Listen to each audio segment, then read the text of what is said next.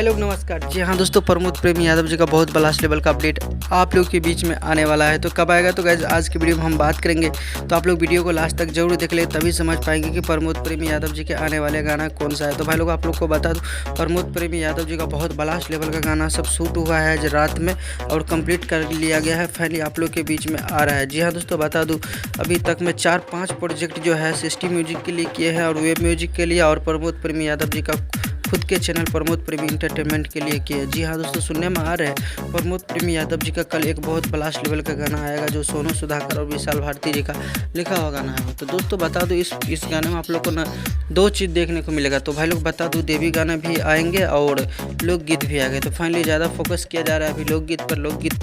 लोकगीत आप लोग के बीच में आएगा, एक से एक बढ़ के लोकगीत सुनने को मिलेगा। जी हाँ दोस्तों, बता दूँ पोस्टर रिलीज नहीं किया गया, फाइनली आप लोग के बीच में कल शाम में पोस्टर को रिलीज़ किया जाएगा और आप लोग इस गाने को सुन सकते हैं। तो मिलते हैं नए वीडियो के साथ में, फिर से एक नए अपडेट के साथ में। तब तक के लिए bye bye, take care, love you all. देखते रहिएगा भोजपुरी चिप यूट्यूब चैनल। धन्यवाद दोस्तों।